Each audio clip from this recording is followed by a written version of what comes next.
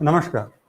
आज के कार्यक्रम के शुरुआत में एक सवाल से करना चाहूँगा और सवाल ये आता है कि इंसान अपनी खुशी के सपने देखता किसके साथ में? सीधा सा जवाब है परिवार के साथ में, अपनों के साथ में जिनके से वो प्यार करता है। इंसान कमाता किसके लिए है? उसी परिवार के लिए, उसी अपनों के लिए। और इंसान सबसे ज़्यादा सुकून कहाँ महसूस करता है? उन्हीं अपनों के साथ, उसी परिवार के साथ। जब इंसान सब कुछ अपने लिए परिवार के साथ करता है, उन्हीं के साथ में रहना, सब जगह अच्छा लगना उन्हीं के साथ में होता है उसके, तो फिर ऐसा उसकी ज़िंदगी में क्या आता है कि फिर एक दिन वो किसी परेशानी की गर्त में चला जाता है।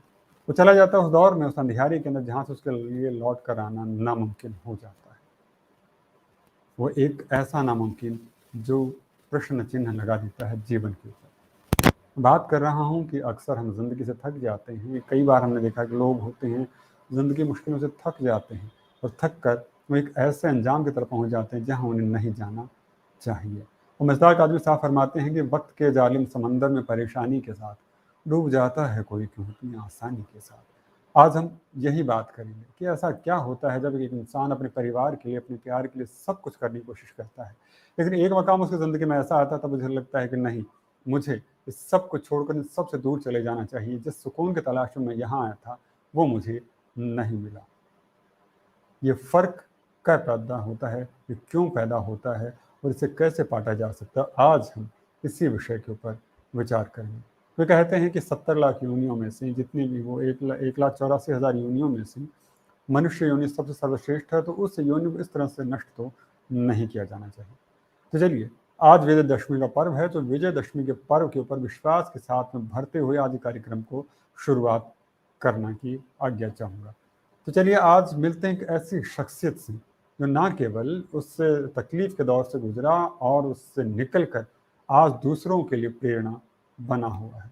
तो कहते हैं ना, जान की फटे ना पैर बिवाई वो क्या जानी पीर पर आई। तो आज जो शख्सियत हमारे साथ में है, उनके पैर की बिवाई भी फटी, उन्हें तकलीफ भी हुई, लेकिन उन्होंने ज़िंदगी से हार नहीं मानी।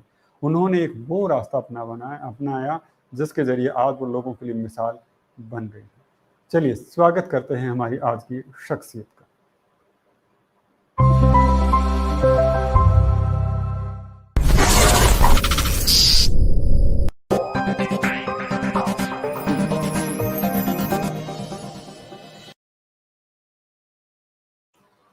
नमस्कार, आप देख रहे हैं क्रेडेंट टीवी और मैं सुनील नागनोलिया शिक्षा सरोकार सीजन 2 के आज के इस बेहद महत्वपूर्ण अंक में आपका हार्दिक अभिनंदन करता हूं।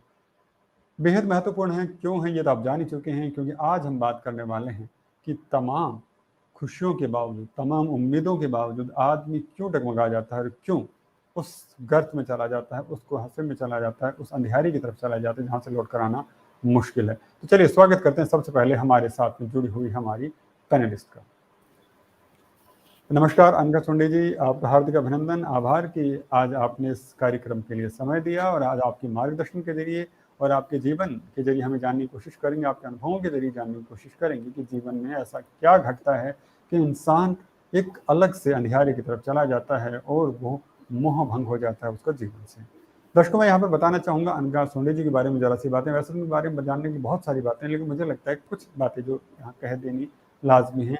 ये द निर्वाणा ग्रुप के फाउंडर और सीईओ, साथ ही साथ माइंड मैटर्स के नाम से जो संस्थान आपने सुनी होगी, जो कि मेंटल हेल्थ के लिए काम करती, उसकी भी निदेशिका हैं। ये पेशे से वैसे एक सॉफ्टवेयर इंजीनियर रही हैं, लेकिन अब ये अपनी ज़िंदगी के अंदर एक सर्टिफाइड लाइफ कोच की तरह काम कर रही हैं।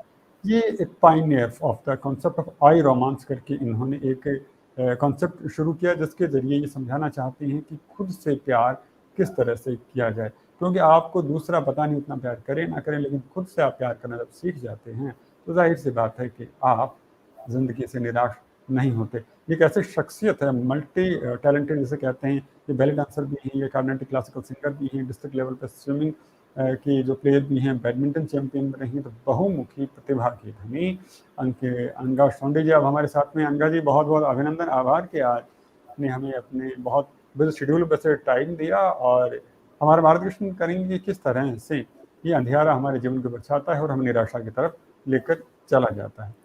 अनघा जी, पहला सवाल जो मुझे लगता है कि आदमी क्यों सुसाइड की तरफ जाता है, क्यों है, इसके ऊपर आप थोड़ा सा विचार रखें प्लीज। हाँ, तो नॉर्मल लाइफ में क्या होता है कि एक प्रॉब्लम के बाद दूसरा प्रॉब्लम आता है और दो प्रॉब्लम के बीच में सॉल्यूशन होता है। लेकिन अगर हमारा लाइफ में प्रॉब्लम के बाद प्रॉब्लम के बाद प्रॉब्लम के बाद प्रॉब्लम ही होता चला जाएगा, तो हमें सॉल्यूशन नजर ही नहीं आएगा। तभी क्या होगा कि हम एक प्रॉब्लम सुलझाने में हमारा पूरा बीइंग हम इन्वेस्ट कर देते हैं। लेकिन अगर वो प्रॉब्लम सॉल्व ना होने से पहले ही दूसरा प्रॉब्लम आ जाए, तो उसको भी सुलझाने लग जाते हैं। तो ऐसा है कि प्रॉब्लम पे प्रॉब्लम आते ही आदमी तो पागल हो जाएगा ना, अभी मैं सुलझा नहीं पा रहा हूँ, मैं क्या करूँ?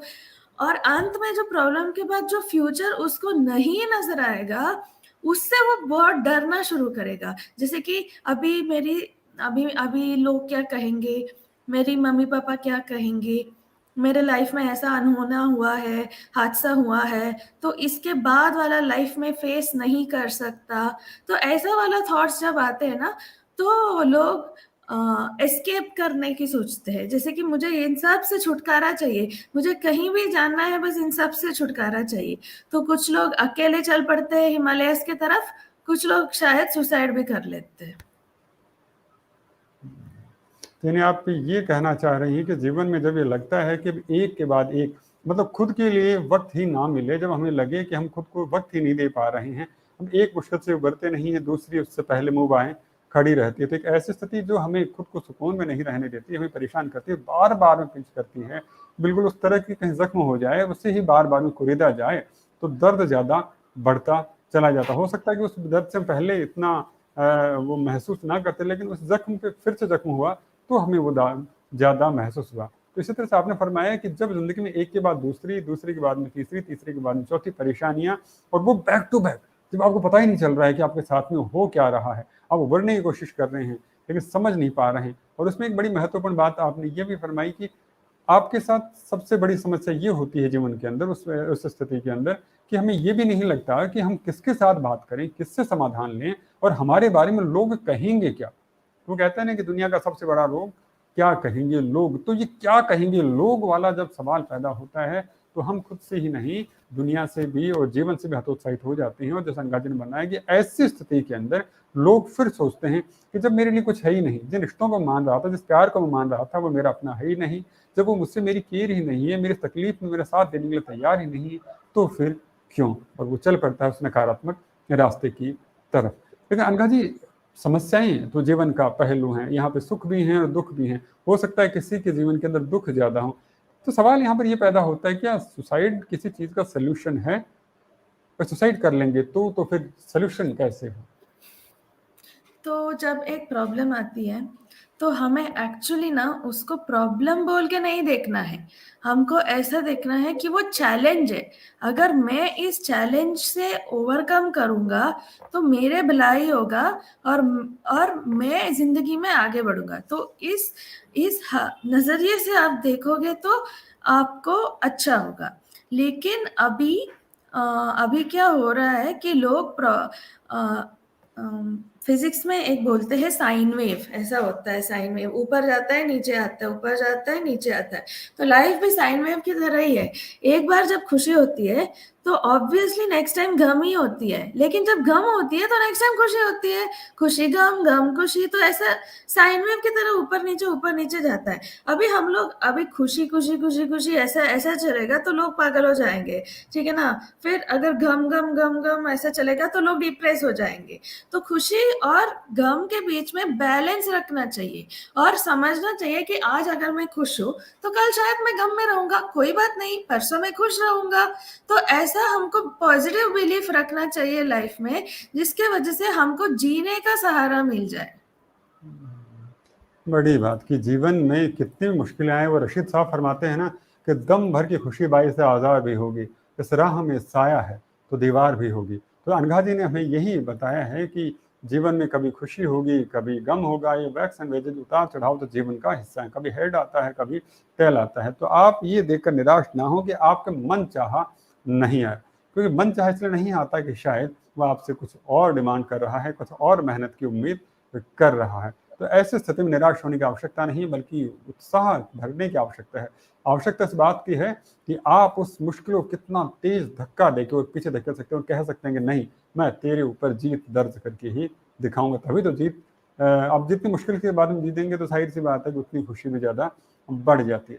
अच्छा अनघा जी, एक ये भी देखने में आता है कि कई बार किसी ने सुसाइड अटेम्प्ट कर लिया है और उसके बाद में आप समझते हैं कि लोगों के बीच में एक अलग ही तरह का उस व्यक्ति को लेके बड़ा क्या कहूँ, एक विचारधारा सी बन जाती है कि हाँ, इसने तो ये सुसाइड किया था।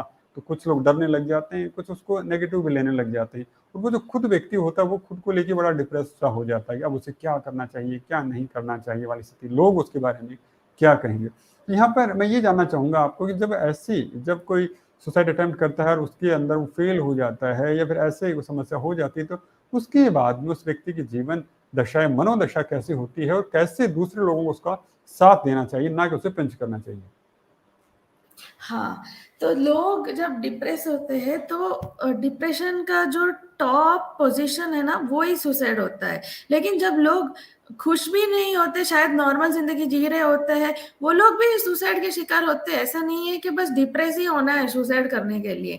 नॉर्मल लोग भी जब शादी टूट जाती है, दूसरी लड़की नहीं मिल रही है, सुसाइड कर लेती है, लेकिन वो डिप्रेस नहीं होते क्योंकि वो आगे का लाइफ फेस नहीं कर सकते, तो सुसाइड अटेम्प्ट करते हैं। अभी मान लो सुसाइड अटेम्प्ट किया, सुसाइड अटेम्प्ट फेल हो गया, सारे मम्मी पापा, आसपास के पड़ोसी, सबको, फैमिली को सभी पता चल गया कि इसने सुसाइड अटेम्प्ट किया था, फेल हो गया, ठीक है। लेकिन अभी उस इंडिविजुअल को पता होगा कि सोसाइटी उसके बारे में ऐसा बात कर रही है, तो उसको क्या करना चाहिए कि ये साबित करना चाहिए कि एक जमाने में मैंने सुसाइड अटेम्प्ट किया था, लेकिन मैंने वो चैलेंज से लेके मैंने अपना जिंदगी इस तरीके से जिया है कि वो सुसाइड अटेम्प्ट कुछ भी नहीं है। जैसे कि अभी मैं अगर हीरोइन बनना चाहती हूँ या फिर कुछ पीएम बनना चाहती हूँ, तो इलेक्शन में चलो हार गई, चलो मैं सुसाइड नहीं करूंगी, ठीक है ना, अटेम्प्ट करूंगी तो फेल हो जाऊंगी, फिर बाद में मैं इतना परिश्रम करूंगी, इतना परिश्रम करूंगी कि वो सुसाइड अटेम्प्ट जो था पास्ट में,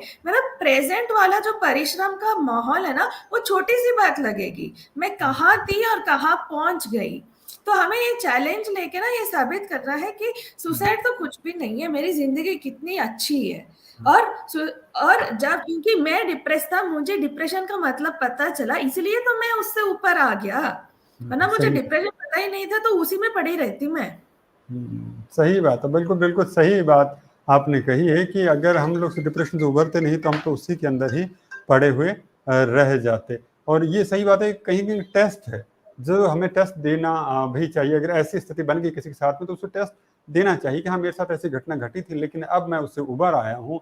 तो वो कहते हैं नजर जलवी साहब कि ज़रूरी है कोई हल ढूंढना तदबीर से इसका, परेशानी के कहने से परेशानी नहीं जाती। जब आदमी को ऐसी परेशानी नजर आ रही हो अपने आस पास, तो उससे उससे उभरने का जो मौका मिला है और उसमें जो उभर कर जो आया है उससे आगे बढ़ना ही चाहिए। जैसे कि अनघा जी कह रही हैं, बिल्कुल उसी तरह से कि आपको एक मौका मिला है कि हाँ, मैं ऐसा था और मैंने ऐसा कर दिखाया, मैं जीरो था, अब मैं हीरो बन गया हूं। तो जो जीरो से हीरो बनने की जो कहानी है ना, उस पर लोग फक्र करेंगे और आपकी मिसालें देंगे। अगर आप मिसाल बनना चाहते हैं तो अनघा जी की बात को मानने, उसका अनुसरण करेंगे। जीवन में कितनी भी निराशा क्यों ना हो, कितनी भी थकावट क्यों ना हो, लेकिन कभी भी अपने आप को हारने ना दें। हर मुश्किल के बाद में अपने आप को संभालें और फिर खड़े और फिर चल दें, क्योंकि रुकना तो नाम नहीं है जिंदगी का, जिंदगी तो चलने का ही नाम है। अनघा जी, बहुत सारे सवाल हमारे साथ में आ रहे हैं। एक सवाल जैसे अक्सर कहते हैं कि भैया, या आपको क्या पता, हम इतनी परेशानी में गुजर रहे हैं, हमें पता है ऐसे मुश्किलें आती हैं। तो ऐसा ही कुछ एक सवाल सोनाली जी हमारे साथ जुड़ी हुई हैं, सोनाली महेश गुप्ता जी। सोनाली जी आपसे सवाल कर रही हैं, अनघा जी, क्या आपने अपने जीवन में ऐसे किसी विचार का सामना किया है जब आपने सोचा हो कि आत्महत्या एक बेहतर विकल्प है, और आप उस विचार से कैसे उभरे? क्या लगता है, ऐसा कुछ हुआ आपकी हाँ, जिंदगी में? पर्सनली बोला जाए तो मैंने भी शायद, जब मैंने सॉफ्टवेयर इंजीनियर ग्रेजुएट होने के बाद जब मैं आईटी इंडस्ट्री में कदम रखा था, नई नई छोटी थी मैं, 22-23 की थी, तो तभी मेरे को ट्रेनिंग तो था, नाम के लिए ट्रेनिंग दे दिया, एक हफ्ता 8 दिन ट्रेनिंग दे दिया, बाद में प्रोजेक्ट में डाला गया। तो बहुत मेरे को टफ हुआ कि मेरे को समझ ही नहीं पाई, लोगों से पूछो, और मैं अकेली लड़की थी टीम में, उन मर्दों से बात करना बहुत मेरे को हिचकिचाहट होती थी। तो वो लोग कहीं ना कहीं चाहते थे कि मैं उससे आके बात करूं, लेकिन ये भी तो एक तरीके की हैरेसमेंट ही हुई है, क्योंकि वो लोग बोलते थे कि तुम नहीं हो, तुम्हें सैटरडे संडे भी काम करना चाहिए, ऐसा वैसा बोल के बहुत प्रेशर था। तभी मेरे को एक दूसरे सॉफ्टवेयर टीम में डाला गया, जहाँ पे मेरे को पता नहीं था कि क्या है, क्या करना है, वगैरह वगैरह। तो मैं छोटी छोटी डिप्रेशन में चली गई। फिर करियर के सामने तो कुछ भी नहीं दिख रहा था, मैं तो लॉन्ग टर्म करियर वुमन बनना चाहती थी एंड ऑल दैट। तो अभी तो लगा कि अभी मेरे को ये हाल है तो आगे जाके क्या होगा, तो कुछ नजर नहीं आ रहा था, और बहुत ही डार्क था, वो तो अंधेरा था चारों तरफ, खाना भी नहीं खा पा रही थी, और बाल तो झड़ गए थे। फिर पता नहीं वेट लॉस हो गया था। तभी मेरी फ्रेंड ने बोला कि तू डिप्रेशन में है, तेरे को साइकियाट्रिस्ट के पास जाना चाहिए। अभी इंडियन सोसाइटी में तो पता ही है, मेंटल हेल्थ साइकियाट्रिस्ट के पास कौन जाएगा। तो बाद में मैंने क्या किया कि एचआर लोगों ने बोला कि हम तेरे को लेके जाते हैं डॉक्टर। तो डॉक्टर ने बोला कि बहुत स्ट्रेस हुआ है, बहुत डिप्रेशन में है, दवाई देते हैं। फिर मैंने भगवान से प्रार्थना करना शुरू किया, स्पिरिचुअलिटी में इंटरेस्ट लिया। फिर मैंने खुद से प्यार करना सीखा। मैंने सीखा कि अगर तुम खुद से प्यार करोगे, खुद में कॉन्फिडेंस लाओगे, तो दुनिया की किसी भी शक्ति तेरे को हिला नहीं सकती है। तो तुम अपने जगह सही हो। तो ये वाला जो कॉन्फिडेंस मैंने लाया था मेरे ऊपर, दवाई से भी कम हो गई और मेरा स्किन से भी इम्प्रूव हो गया। ये तो बस 2 साल की बात है। तो 2012 से 2015 तक मैंने ट्रीटमेंट लिया और ऐसे स्पिरिचुअलिटी किया, तो सब सॉर्ट आउट हो गया। बाद में मेरे को लगा कि मैंने जो दर्द झेला है, मैं दूसरों को हेल्प करूंगी। तो लाइफ कोचिंग का सर्टिफिकेशन किया, और आज तो मेरे 100+ क्लाइंट्स रह चुके हैं, जिनके और आपके भी मीडियम से मैं हेल्प करती हूँ लोगों को। बिल्कुल तो बिल्कुल। आपको मेनली पता होना चाहिए कि खुद से प्यार करने से और खुद को सही साबित करने से सब ठीक हो जाता है।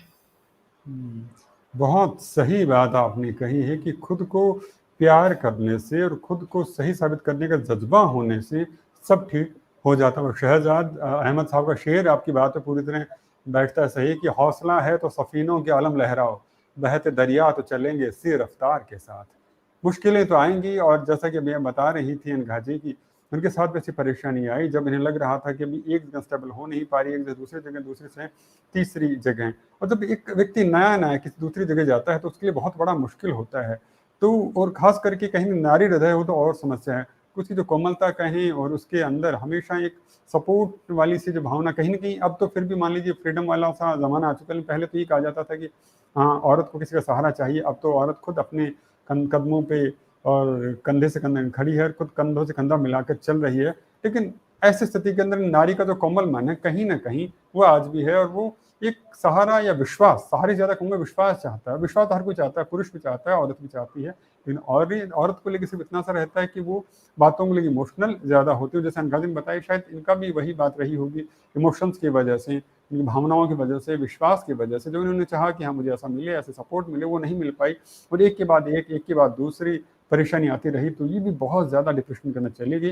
लेकिन देखिए दोस्तों, इन्होंने उस डिप्रेशन से हार नहीं मानी। इन्होंने किसी भी नकारात्मक रास्ते को चुनने के बजाय अपने जीवन को एक मिसाल बनाया। मिसाल ना बनाया केवल खुद के लिए बल्कि दूसरों के लिए भी। और लोग आज इनसे प्रेरणा लेते हैं, जैसे कि बता रही, सैकड़ों की तादाद में लोग इनसे मिलते हैं और इनसे इनके अनुभवों को जानते हैं और अपने जीवन का तनाव और ख़त्म करते हैं। ये कितनी बड़ी बात है कि एक व्यक्ति जिसको ठोकर लगी वो उठ खड़ा हुआ, वो उठ खड़ा ही नहीं हुआ, उसने उस रास्ते के पत्थर को हटाने में पूरी जान लगा दी। और उसका ये मादा है, उसका ये जिद है कि जब तक इस पत्थर को जितना जोर लगा के मैं हटा नहीं देती, मैं सुकून से बैठूंगी नहीं। तो उसी जज्बे के साथ अनघा जी हम काम कर रही हैं।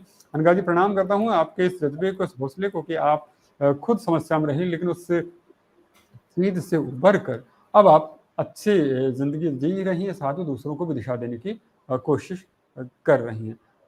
एक सवाल जो अब आप तो बहुत बहादुर भी थी, हिम्मत भी थी, आपने सोच समझ के कही है, जैसे भी कही उन सब चीज़ों से उभर कर आ गए। लेकिन कई बार ये भी देखने में आता है कि व्यक्ति ऐसा नहीं कर पाता, उसके साथ समस्याएं आती हैं और वो समस्याओं के अंदर डूबता चला जाता है, डिप्रेशन में चला जाता है और फाइनली जैसा ही कई बार देखने में आता है वो सुसाइड जैसी बातों को भी कर लेता है। तो मैं यहाँ पर एक बात का खुलासा आपके ज़रिए करना चाहूँगा। आप ऐसे लोगों से मिलती हैं, बातें करती हैं और ऐसे लोगों से मिलती हैं जिनके घर में ऐसी घटनाएँ हो चुकी हैं। तो आप देखती हैं कि दोनों के अंदर बहुत ज़्यादा परिवर्तन आ चुका होता है। तो मैं यहाँ पर ये जानना चाहूँगा कि अगर एक व्यक्ति ने किसी घर में सुसाइड कर लिया है, तो उसके बाद में उस परिवार पर क्या बीतती है? उसके ऊपर भी थोड़ा-सा आप प्रकाश डालिए कि वो परिवार जो उससे जुड़ा होता है, उसके ऊपर क्या रहती है? जिससे कि हमारे दर्शकों को पता चल सके, अगर कोई अगर इस तरह की किसी दुविधा से दो-चार हो रहा हो, तो वो समझ पाए कि उससे उसके पीछे का जो परिवार है, पीछे का जो ज़माना है, जो उस पे क्या गुज़रने वाली है। हाँ जी। क्या है ना कि हमारे गाँव में इधर साउथ इंडिया में एक उडुपी बोल के एक गाँव है। वहाँ पे हमारे नेबर के नेबर ने वो 2 पति-पत्नी और 1 बेटा, 1 बेटी थे और 16 साल की उम्र में बेटे ने सुसाइड कर लिया। तो उस मोहल्ले वाले सारे लोगों को पता चल गया कि आर्टिस्ट का बेटे ने सुसाइड किया है एंड ऑल दैट, और वो सुसाइड नोट में लिख के गया कि वो बहुत ही अमीर ज़िंदगी जीना चाहता था, लेकिन उनके पापा बहुत इतने सारे अमीर नहीं थे, तो पेरेंट्स को ब्लेम करके चला गया, पेरेंट्स को ब्लेम करके।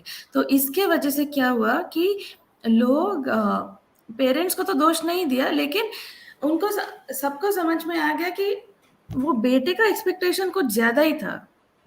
तो इसके वजह से 4 दिन लोग याद रखा, ठीक है? इसका बेटे ने सुसाइड किया।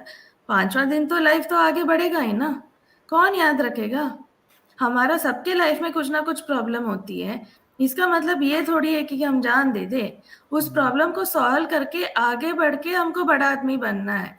एक क्या बोलते हैं इंग्लिश में कावर्ड बोलते हैं ना, कावर्ड की तरह हम लोग गिव अप नहीं करना चाहिए, और मज़ा उसी में आता है जब आप एक प्रॉब्लम को सॉल्व करके वहाँ से एनलाइटनमेंट पा के तुम दूसरी प्रॉब्लम की तरफ जाओ। तो कुछ इस प्रॉब्लम से तुम कुछ सीखो, उसको अमल करो, बाद में वो ज्ञान नेक्स्ट प्रॉब्लम पे अप्लाई करो। तो जब तक तुम ऐसा ही एज आगे बढ़ती जाएगी, तो तुम ज्ञानी बन जाओगे ना, तो तभी लाइफ बहुत मज़ेदार रहेगा। बहुत सही बात आपने कही है कि जीवन में जो मुश्किलें आती हैं, जितनी परेशानियाँ आती हैं, उस हर परेशानी को हम एक सबक की तरह याद कर लें कि सबक ने हमें ये सिखाया है कि इस रास्ते पर चलने से ऐसे परेशानी होती है, हम इसे दोहराएँगे नहीं। और गलतियाँ होती हैं, सबक इसीलिए याद किए जाते हैं कि उन गलतियों को दोहराएँ ना। अगर आप गलतियों को दोहराते रहेंगे तो आपको वो सबक याद नहीं, और जब सबक याद हो जाएगा तो आप गलतियाँ नहीं करेंगे। और गलतियाँ नहीं करेंगे तो ज़ाहिर-सी बात है कि जैसे अनका जी ने कहा कि एक दिन आप ज्ञानी बन जाते हैं। एक अनका जी ने बड़ी महत्वपूर्ण बात जो कही है यहाँ पर कि ज़माना रुकता नहीं है, ये बहते दरिया की तरह है। आज हम हैं, कल कोई और इस कहानी में शामिल होगा। अगर हम चाहते हैं कि इस कहानी का हिस्सा हम भी बने रहें, तब तक जब तक कि इस कायनात ने हमें वो साँसें दी हैं, तो हमें ज़िंदगी से हार नहीं माननी चाहिए। हमें बढ़ता रहना चाहिए, बहते रहना चाहिए इस पानी की धार के साथ में। जितना ज़िंदगी को एन्जॉय कर सकते हैं, जितना आप इससे निकाल सकते हैं, जितनी हीरे मोती इसमें डूब कर, गोते लगा कर निकाल सकते हैं, उनको निकाल के लेकर आइए और ज़िंदगी में आगे बढ़ते चले जाइए। अनका जी, बहुत सारे दोस्त हमारे साथ जुड़े हुए हैं। एक दोस्त है हमारे साथ में, सक्षम जी जुड़े हुए हैं। सक्षम जी कह रहे हैं कि 90% लोग डिप्रेशन के कारण आत्महत्या करते हैं, जबकि उसमें से 60% लोग ऐसे होते हैं जो कि लव अफेयर्स की वजह से डिप्रेशन में चले जाते हैं और उसके बाद में वो ऐसे चीज़ों को लेते हैं। आपका क्या कहना है? क्या प्यार जैसी जो चीज़ें होती हैं, वो व्यक्ति को ऐसी चीज़ किनारे पर लेकर चली जाती है, कहाँ तो वो व्यक्ति सोच रहा था कि उससे प्यार मिलेगा, सहारा मिलेगा, तो वो अपने आप को सँभालने की कोशिश कर रहा था, और कहीं वही प्यार उसके लिए आत्महत्या के कारण बनने लग जाता, डिप्रेशन के कारण बनने लग जाता। आपको क्या लगता है? क्या इस तरह से ब्रेकअप वाली जो चीज़ें होती हैं, प्यार में असफल होने वाली चीज़ें होती हैं, क्या ये भी व्यक्ति को इतना ज़्यादा निराश कर देती हैं कि व्यक्ति सुसाइड की तरफ चला जाता है? ये तो सही बात आपने बोली कि वर्ल्ड में ज़्यादातर सुसाइड्स लव फेलियर के वजह से ही होती है।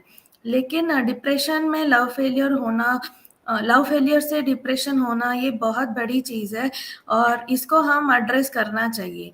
तो अभी क्या होता है, पहले हम समझते हैं कि प्यार क्या है? जब हमें किसी के साथ प्यार होता है, तो हम उस आदमी को या औरत को अपने फ्यूचर में देखते हैं कि मैं इसके साथ फ्यूचर टाइम स्पेंड करूँगा, घर बनाऊँगा, ऐसा सभी बच्चे होंगे हमारे, अच्छी सी फैमिली होगी, ठीक है। तो ये सपना हर किसी के साथ तो हम नहीं कर सकते ना, तो जिसके साथ प्यार होता है उसी के साथ। जब वो पर्सन हमको छोड़ के चला जाता है तो सारा हमारे सपने टूट जाते हैं। हमें ऐसा लगता है कि उसके जगह हमारे लाइफ में कोई नहीं ले सकता। लेकिन समझना चाहिए कि प्यार बस एक आदमी से नहीं होता। ये जो बॉलीवुड ने फैलाया है अपना बिजनेस रखने के लिए, ये बहुत गलत है। प्यार तो कभी सोच समझ के भी किया जा सकता है और करना चाहिए। प्यार अंधा भी नहीं होता।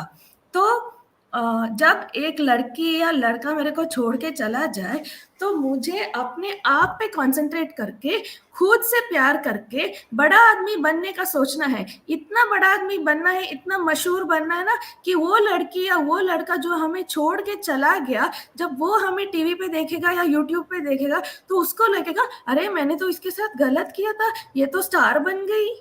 तो हमें उस नेगेटिव एपिसोड को पॉजिटिव पॉजिटिव तरीके से लेना है। तू छोड़ के चली गई ना, अच्छा हुआ, अभी मैं स्टार बन गया। This attitude you have to develop. और ये एक बात ये है कि जिंदगी, to run your life you don't need anybody, you need only your self, your confidence, your positivity and your spirit. अगर आपका स्पिरिट स्ट्रांग है तो अगर आपको कोई क्रिटिसाइज भी करेगा ना तो फर्क ही नहीं पड़ेगा। जी जी जी, बड़ी बात है कि अगर आपको कोई क्रिटिसाइज करे तो फर्क नहीं पड़ेगा, तब जबकि आपके स्पिरिट बहुत मजबूत हो, जबकि आपको अपने आप पर यकीन हो। लेकिन एक बात मुझे लगता है अनघा जी जो कही, मैं उसे जोर शोर से और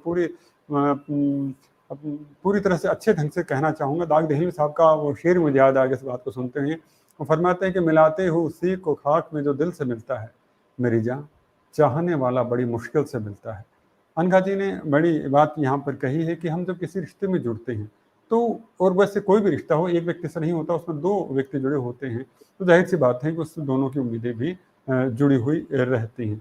लेकिन उन दोनों को उम्मीदों को बैलेंस नहीं हो पाता है, जैसे समस्याएं रहती हैं, जिसकी वजह से व्यक्ति को छोड़कर जाने की कोशिश करता है और उसकी वजह से हालात ऐसे हो जाते हैं कि एक ने छोड़ दिया, तब उसे लगता है कि मेरे सपनों का आधार खत्म हो गया है और वो उसी व्यक्ति को जीवन का आधार मानकर बैठा हुआ था।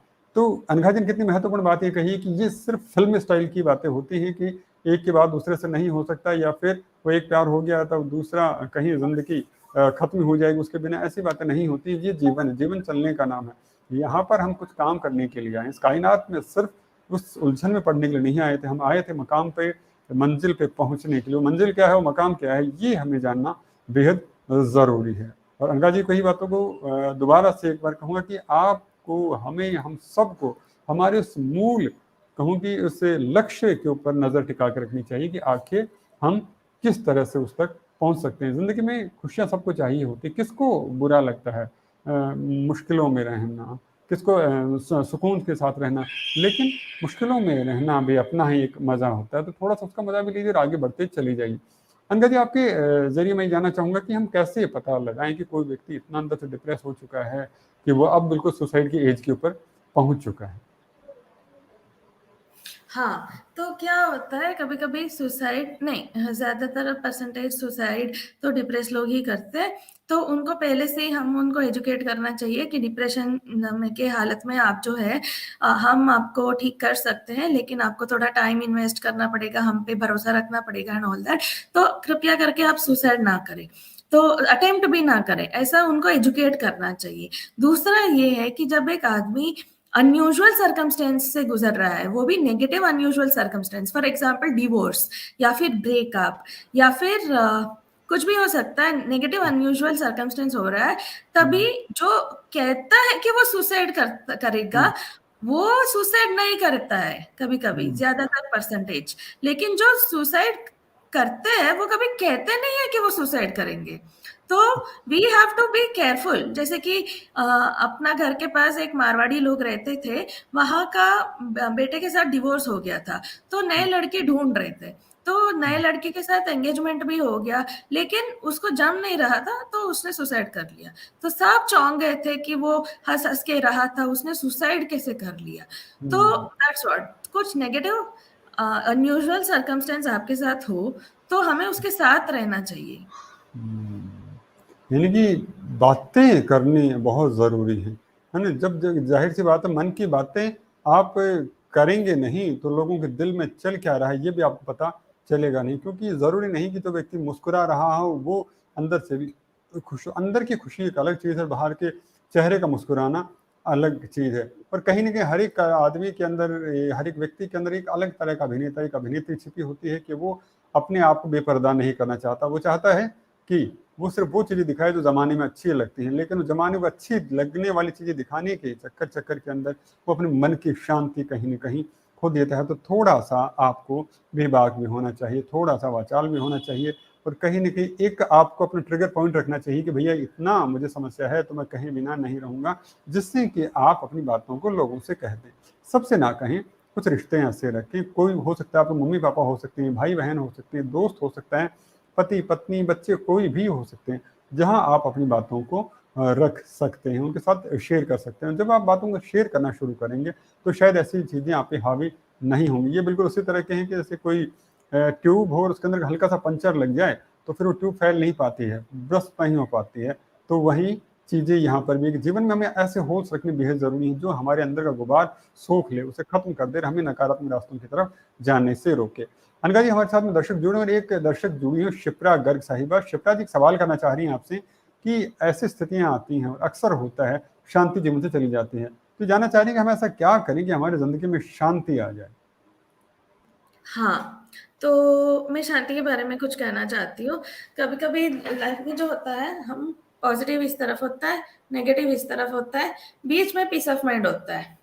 तो पेंडुलम की तरह इधर-उधर मन भटकता रहता है। कभी-कभी हम पॉज़िटिव सोचते हैं, कभी-कभी नेगेटिव सोचते हैं। लेकिन बीच वाला जो न्यूट्रल स्टेट है ना, वहाँ पे ही हमको पीस ऑफ माइंड मिलती है।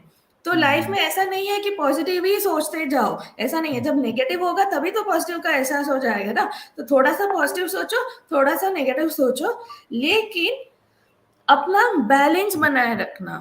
शांति कैसे लाएँ? जब तुम भीड़ में हो तभी भी अकेले हो सकते हो, जब तुम अकेले हो तभी भी तुम शांति में रह सकते हो। तो ऐसा कुछ नहीं है कि एनवायरनमेंट पे डिपेंड करता है। तो ये पॉइंट फिर से मैं कहना चाहती हूँ कि खुद के साथ प्यार करने से, खुद को आगे रखने से, खुद को प्रायोरिटी देने से तुम्हारी शांति मिलेगी। जी, बड़ी बात है। खुद को वक़्त दीजिए, खुद पे एतबार कीजिए। जब आप खुद पर एतबार करते हैं, खुद को वक़्त देते हैं, तो वो चीज़ें निकलना भी शुरू हो जाती हैं। आप समझने की कोशिश कीजिए में और उन चीज़ों की तरफ दौड़ कर जाइए जो आपको सुकून देती हैं। वो मुझे आले अहमद सुरूर साहब का वो शेर यहाँ पर याद आता है कि साहिल के सुकून से किसे इनकार है लेकिन तूफ़ान से लड़ने में मज़ा और ही कुछ है। तो सबको अच्छा लगता है जीवन में सुकून रहे, इत्मीनान रहे, लेकिन अगर मुश्किलें आ रही हैं तो आप उनसे भी लड़िए और अपने आप को वक़्त दीजिए और वक़्त दे के अपने आप को आगे निकालने की कोशिश कीजिए। तो आप उसके अंदर अपनी ना केवल अपनी बेहतरी को सिद्ध कर पाएँगे बल्कि आप दूसरों के लिए भी एक मिसाल बनकर आगे आ पाएँगे। अच्छा, एक अगला सवाल जो मैं आपसे यहाँ पर लेना चाहूँगा कि वो ये कि ऐसे कौन से साइन होते हैं जिनको देख के हमें ये समझ जाना चाहिए कि ये व्यक्ति है सुसाइड की तरफ जा सकता है, ये डिप्रेशन की तरफ बहुत एक्सेसिवली जा रहा है? जब वो बात नहीं कर सकता इसके बारे में, कुछ छुपा रहा है और जब वो कभी-कभी सुसाइड के बारे में कुछ ज़्यादा ही सोचता है, उसके बारे में ही सबके साथ उसी के बारे में बात करता है, अपना प्रॉब्लम जाके सबको बोलता है, तो that time we have to realise कि ये बंदा हेल्पलेस है, इसको हेल्प चाहिए।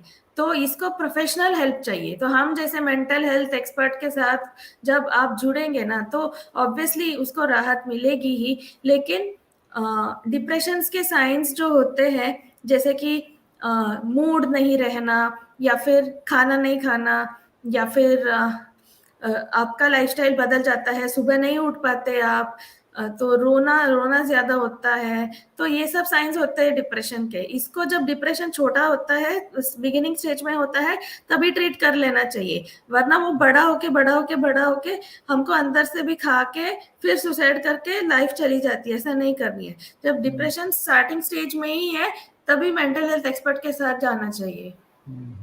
बड़ी बात है कि हम उस छोटे से पौधे को वृक्ष बनने ही ना दें, क्योंकि जब वृक्ष बन जाएगा तो उसकी जड़ें बहुत गहरी हो जाएगी, तब उसे उखाड़ना नामुमकिन सा हो जाता, बहुत मुश्किल तो कम से कम हो ही जाता, आसानी से वो उखड़ता नहीं, उखड़ता भी है तो भी इतना बड़ा, इतना गहरा गड्ढा, इतना बड़ा ज़ख्म हमारे जीवन के अंदर छोड़ जाता है कि वो भरे नहीं भरता है। वो दाग हमें, वो ज़ख्म ज़िंदगी भर नज़र आता रहता। तो अनघा जी ने जैसे यहाँ पर बात कही है कि अगर ऐसी स्थिति लग रही हो, जब आदमी अपने आप को लेके बहुत ज़्यादा डिप्रेस्ड फील कर रहा हो, जब वो लग रहा हो कि अपनी प्रॉब्लम्स को लेके जगह-जगह जा रहा है, बात करने की कोशिश कर रहा है, तो उसका मतलब कहीं न कहीं उसके ऊपर हालात हैं वो इस तरह कदर हावी हो गए हैं कि वो अब उनसे मुकाबला नहीं कर पा रहा है। दूसरी बात, अनघा जी ने यहाँ पे एक इशारा ये भी दिया है कि जब आप अपने आप को बिल्कुल दुनिया से काट लेते हैं, एक अलग-थलग से पड़ जाते हैं, तो ये भी एक नुकसान वाला सा पहलू है। तो हो सकता है तब भी आप ये समझ रहे हैं कि नहीं, मुझे ज़िंदगी से कुछ भी नहीं चाहिए और मुझे आगे की तरफ बढ़ना है। और वो आगे उसके लिए नकारात्मकता वाला होता है। वही आगे अगर सकारात्मकता वाला होता तब तो कोई दिक्कत है ही नहीं, लेकिन जब ये आगे नकारात्मकता वाला होता तो बड़ी मुश्किल हमारे साथ में हो जाती है। चलिए अनका जी, एक सवाल और हमारे साथ में जुड़ा हुआ है। ये चित्रा परिहार जी हैं जो सवाल कर रही हैं, कह रहे हैं कि मैम लेकिन but what do you want to say about those student who commit suicide at a very small problem like marks and other normal issues. ये आजकल बड़ा देखने में आ रहा है कि छोटे छोटे बच्चे होते हैं, वो मार्क्स को लेके उसमें फेल हो गया हूँ, मेरे को उसने ऐसा बोल दिया है, इस तरह से ऐसा हो गई है, तो वहाँ पर बड़ी समस्याएं आ जाती हैं। आप उस मामले में कैसा क्या कहना चाहेंगे? ऐसे बच्चों को हम लोग किस तरह से समझाएं, कैसे उन्हें सकारात्मक तरफ लेकर आएँ, जिससे कि वे अपने जीवन से इस दुनिया के अंदर उजास भर सकें, सकारात्मकता भर सकें? हाँ, तो इंडियन एजुकेशन सिस्टम जो है वो मार्क्स पे कुछ ज़्यादा ही इम्पोर्टेंस लगती है। जो क्लास में फर्स्ट आए तो उसको चॉकलेट मिलता है, जो फेल हो जाए उसको कुछ नहीं मिलता। तो ये फ़र्क जो है ना वो बचपन से लेकर 10th स्टैंडर्ड तक किया जाता है। तो पहले हमको टीचर्स को एजुकेट करना चाहिए कि बच्चों के बीच में फ़र्क ना करें। सेकंड चीज़ ये है कि मार्क्स ही सब कुछ लाइफ में नहीं होता, ये पेरेंट्स को सिखाना चाहिए। अभी सचिन तेंदुलकर ही देख लो, जब स्कूल 10th स्टैंडर्ड या सेकंड पीयू पता नहीं कौन से क्लास में फेल हो गया था और बड़ा सा क्रिकेटर बन गया। जो हमारा पैशन है उसको हमें रिकॉग्नाइज करना चाहिए छोटे उम्र से ही। तो मार्क्स ही सब कुछ नहीं होता। तो ये प्रेशर डालो बच्चे पे, हाँ पढ़ने के लिए प्रेशर डालो, इतना भी मत डालो ना कि जान दे दे भाई इस चक्कर में। तो ये पेरेंट्स को पता होना चाहिए कि अगर बच्चा फर्स्ट रैंक नहीं आया, मान लो सेकंड रैंक थर्ड रैंक भी नहीं आया, चलो कुछ 10th रैंक या 15th 16th रैंक आया, तो भी उसकी जिंदगी अच्छी हो सकती है आगे। ऐसा नहीं है कि सबको फर्स्ट रैंक ही आना है। तो ये पेरेंट्स को काउंसलिंग करनी चाहिए हमको। बड़ी बात कही कि सभी एक ही कुर्सी के ऊपर नहीं बैठ सकते, सबके लिए अलग अलग कुर्सियां तय होती हैं, अलग अलग एक हायरार्की बनी होती है। आप कहाँ पर बैठते हैं? अगर हम उसे चिड़िया को अगर ये कहेंगे कि तुम मछली की तरह जाके गोते लगा तो बड़ी मुश्किल है, वही मछली से कहें कि आप आसमान में उड़ के दिखाओ तो भी मुश्किल है। तो हमें कहीं ना कहीं इस बात पर ध्यान देना होगा कि हमें बच्चों की जो नैसर्गिक प्रतिभाएं हैं उनको पहचानना होगा। हमें पहचानना होगा कि आखिर उसे खुशी किस चीज़ के अंदर है। और कई बार होता है कि उसे खुशी गलत रास्तों में, चीज़ों में नजर आती है, तो हमें उस वक्त उसका सहारा देना है, उसे समझाना है कि आप अपनी ज़िंदगी को इस तरह से बेहतरी की तरफ लेकर जा सकते हैं। और यहाँ पर जो अनघा जी ने एक बार बड़ी सी बात कही कि जीवन का स्कोर बोर्ड नहीं होता है कि जहाँ पर आपके 60 से नीचे आ गए हैं, 70 से नीचे आ गए, 80 से 90 से इससे मार्क्स नीचे आ गए, लाइफ में आप कुछ भी नहीं कर सकते। अनघा जी ने बड़ा सुंदर उदाहरण यहाँ पे सचिन तेंदुलकर साहब का दिया है, जो कि जो बताया कि वो शिक्षा में उतना अच्छा नहीं कर पाए, लेकिन आज उन्हें क्रिकेट का भगवान कहा जाता है। तो ऐसा आपके बच्चे के साथ में हो सकता है, हर किसी के साथ में हो सकता है। ज़रूरी चीज़ जो यहाँ पर ये है कि उस चीज़ को पहचानें जिससे हम बेहद प्यार करते हैं, उस लक्ष्य को पहचानें जो जिसके लिए हम बने हैं। तो ऐसी स्थिति के अंदर ना आप अपने लक्ष्य से विचलित होंगे, बल्कि जीवन का सर्वोत्तम भी दे पाएंगे, सर्वश्रेष्ठ भी दे पाएंगे। तो ये बातें हमें ध्यान रखने की हैं कि आप किसी एक ही चीज़ के लिए सारे लोग नहीं बने हैं। सभी लोग डॉक्टर नहीं हो सकते, सभी इंजीनियर नहीं हो सकते, सभी टीचर नहीं हो सकते, सभी पायलट नहीं हो सकते, सभी क्रिकेटर नहीं हो सकते, सभी एक्टर नहीं हो सकते, सभी म्यूजिशियन भी नहीं हो सकते। सारे के सारे लोग एक चीज़ें नहीं हो सकती। सृष्टि विभिन्न रंगों से मिलकर बनी है। तो इसी तरह से आपके हमारे सोच कहें, विचार कहें, उपलब्धियां कहें, वो भी अलग अलग हैं। दूसरों को उपलब्धियों को देख के अपने जीवन का संतुलन ना बिगाड़ें, खुद को संतुलित रखें और आगे बढ़ते चले जाएं। बहुत बहुत धन्यवाद अनघा जी, आपके साथ बातें करते बड़ा आनंद आ रहा है। सवाल बहुत आ रहे हैं लोगों के। एक अलग सवाल यहाँ पे सुचिता जी पूछ रही हैं, सुचिता शर्मा जी कह रही हैं, लेकिन क्या करें जब आप एक व्यक्ति पर निर्भर हो, क्योंकि उस व्यक्ति ने आपको प्रतिबद्ध किया है, कमिट किया है कि वह जीवन भर आपके साथ में रहेगा, लेकिन जब कोई समस्या आती है तो वह व्यक्ति हार मान लेता है। ऐसे में क्या करें? बड़ा सवाल है। ये भी कई बार देखने को मिलता है कि व्यक्ति कमिट तो कर देते हैं और लेकिन फिर होता है कि नहीं भैया मेरे से तो नहीं हो रहा है, मैं यहाँ से क्विट करना चाह रहा हूँ। ऐसी स्थिति के अंदर क्या करें? हो सकता है उसने क्विट मानकर, हार मान के अपने आप को अलग कर लिया, लेकिन मझधार में तो हम फंस गए। अब हम किस तरफ जाएं? तो द सॉल्यूशन इस बात के लिए है कि सेल्फ डिपेंडेंस, रियलाइजेशन की दूसरों का सहारा जीने से अच्छा है कि मैं खुद का सहारा बन के जीऊं, खुद से प्यार करूं। मैं खुद को बोले तो इतना बड़ा बनाना चाहती हूँ कि दूसरे मेरे को देख के सीखे। तो क्या बोलते हैं यार उसको कि हमेशा हमेशा कभी दूसरों की जरूरत नहीं पड़ती जीने के लिए। You can live by yourself. अभी बुद्धिज्म में लोग छोटे छोटे उम्र में बुद्धिज्म ज्वाइन कर लेते हैं, मॉन्क बन जाते हैं, उनकी कभी शादियां ही नहीं होती, कमिटमेंट का नाम ही नहीं लेते, लेकिन उनकी जिंदगी बहुत सुकून से चलती है, पीस ऑफ माइंड से चलती है। तो यही एग्जाम्पल है कि तुम खुद पे डिपेंडेंट रहो, हमेशा दूसरों पे क्यों। उसने ये नहीं किया, उसने वो नहीं किया, उसने प्रॉमिस किया था, अब वो हार मान गया, ठीक है ना, तो उसकी कमजोरी है, जाने दो ना। अभी ऐसा थोड़ी है कि तो हमारा हमारा लाइफ का लक्ष्य यही होना है कि हमें सेल्फ डेवलप करके भगवान के तरफ जानना है। तो that should be the only aim in life. बाकी कोई आएगा, आज मुझे शाहरुख खान पसंद है, कल मुझे रणबीर कपूर पसंद है, चलो मान लो टेस्ट बदल गया, उसका भी टेस्ट बदल गया, वो हमें छोड़ के चला गया, तो ठीक है ना, एंड ऑफ लाइफ थोड़ी है। हमें पार्टनर ही नहीं चाहिए, नहीं चाहिए पार्टनर, बिना पार्टनर का हम जी लेंगे। तो इतना स्पिरिट स्ट्रांग होना है। नहीं, वाह, बहुत बहुत बड़ी बात कही कि भैया हम अकेले भी जी सकते हैं। अक्सर समस्या तब आती है जबकि हमें लगता है कि हम किसी दूसरे के बिना जी ही नहीं सकते। क्योंकि अगर आप सोचते हैं कि आप उसके बिना जी ही नहीं सकते, तब तो सारी चीज़ें मुश्किल हो जाती हैं। ज़िंदगी में अगर बड़ा काम करना है तो आपको अपने अंदर हौसला पैदा करना होगा। अगर बहुत वो अमीर मिनाई साहब का वो शेर है कि तीर खाने की हवस है तो जिगर पैदा कर, और सरफरोशी की तमन्ना है तो सर पैदा कर। तो बात यह है कि अगर आपको बड़ा करना है, ज़िंदगी में जीना है और दूसरों के लिए मिसाल बनना है, तो ज़रूरी ये है कि आपको अपने आप पर विश्वास करना होगा, एक हौसला पैदा करना होगा, एक जिगर पैदा करना होगा। जो अनघा जी में कह रही है कि एक अपने आप पे ही बताना होगा कि मैं ब्रह्म हूँ, मैं चाहूँ तो ये भी कर सकता हूँ, मैं चाहूँ तो वो भी कर सकता हूँ। आप मेरे साथ नहीं हो तो ये नहीं है कि मेरी ज़िंदगी, मेरी कायनात खत्म हो गई, नहीं।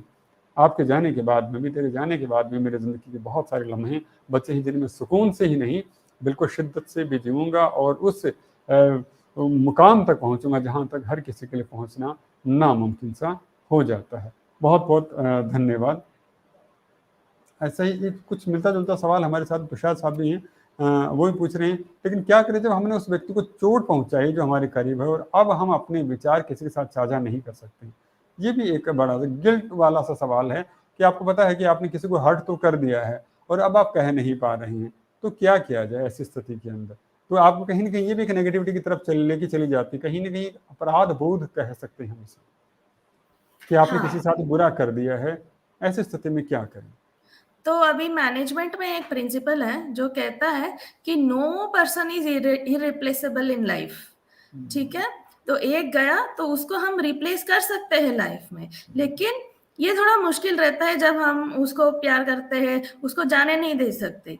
तभी क्या रियलाइज होना है कि अगर हमने जानबूझ के नहीं, हमसे हर्ट करवाया गया कुछ, means I by mistake hurt that person, तो हमको ऐसा सोचना है कि भगवान को उसको कुछ बताना था, हमको जरिए, हमारे जरिए बता दिया, बस इसमें मेरा कोई कसूर नहीं है।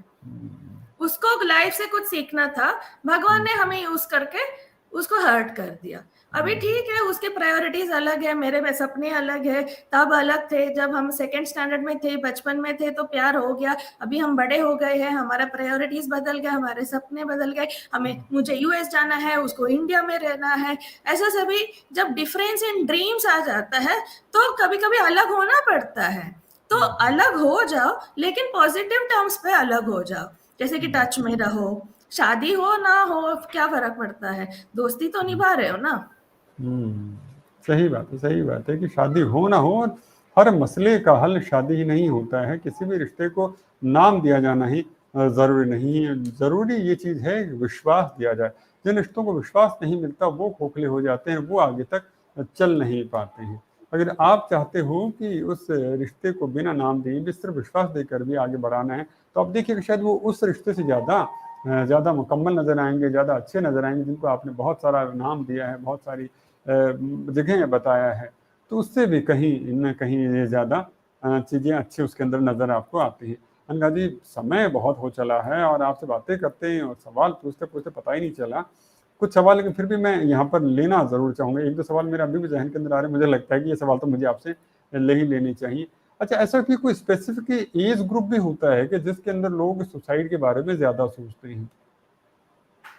ऐसा स्पेसिफिकली एज ग्रुप नहीं होता, लेकिन कभी-कभी औरत लोग सुसाइड के बारे में ज़्यादा सोचते हैं और सुसाइड अटेम्प्ट करके फेल हो जाते हैं। मर्द लोग में परसेंटेज ज़्यादा है कि सुसाइड के बारे में सुसाइड कर ही लेते हैं और सक्सेस भी हो जाता है। तो अच्छा, तो ये आप स्टडी है, रिसर्च है बस, वर्ल्ड वाइड। यानी आप ये कह रहे हैं कि ऐसा कोई स्पेसिफिक एज क्राइटेरिया नहीं है कि इस व्यक्ति के इस उम्र के अंदर आके व्यक्ति सुसाइड की तरफ सोच सकता है। बस ये होता है कि औरतें थोड़ी इमोशनल होती है तो वो आसानी से इस तरफ बढ़ने की कोशिश करती है। जैसा कि आप ये कह रही हैं कि ऐसी स्थितियां आती हैं जब औरतें आसानी से इस तरफ मुड़ने की कोशिश करती हैं, लेकिन अब चीज़ें थोड़ी सी बदल भी चुकी होती है। अच्छा, एक बात मैं यहाँ पर इस बातों से बात निकल कर आई है कि कई बार किसी व्यक्ति से, जैसे कि हम कहते हैं कि लॉ ऑफ अट्रैक्शन वाली बात है कि हम जैसी बातें करते हैं वैसे ही बनते चले जाते हैं।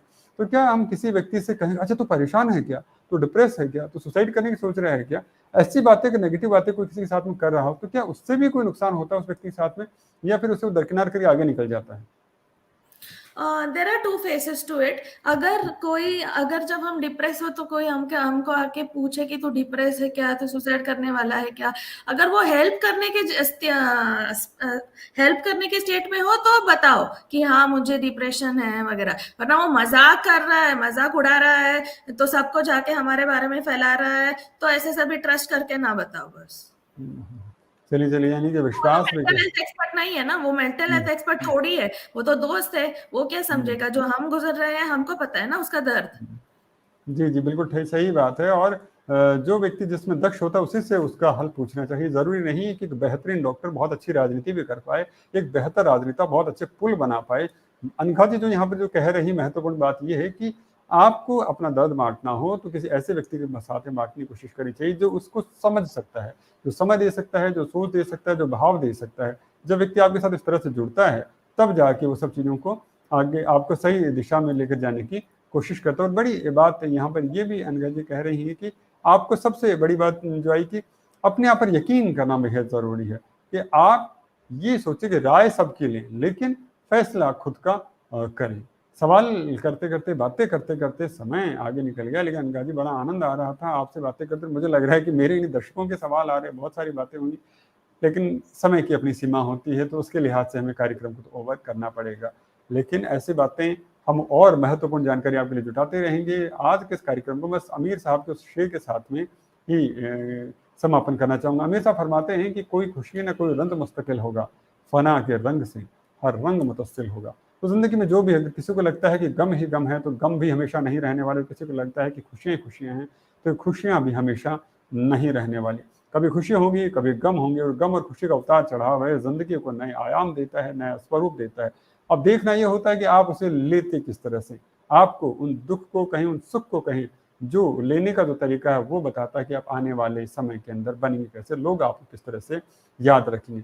और किसी ने कहा है कि जीवन का 90% हिस्सा सिर्फ़ इस बात पर निर्भर करता है कि आप आने वाली समस्याओं से किस तरह से रिएक्ट करते हैं।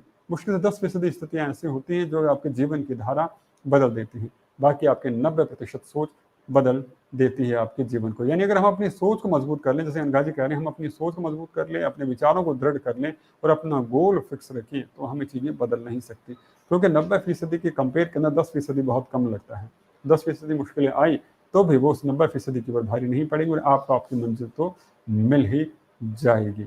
चलिए दोस्तों, आपके जिस कार्यक्रम में जुड़ने के लिए बहुत-बहुत आभार, अभिनंदन, और फिर हम मिलेंगे किसी अन्य महत्वपूर्ण विषय के ऊपर चर्चा करने के लिए। अनघा जी, आपका बहुत-बहुत धन्यवाद, आभार, अभिनंदन कि आपने हमारा निमंत्रण स्वीकार किया, हमारी प्रार्थना स्वीकार की और इस मंच पर जुड़े और इतनी गहरे और महत्वपूर्ण बातों को बहुत ही आसानी से, बहुत ही सरलता से खोल कर हम सबके सामने रेखा, बहुत बहुत धन्यवाद करता हूँ। Thank you. और दर्शकों, आपका बहुत बहुत धन्यवाद। नमस्कार।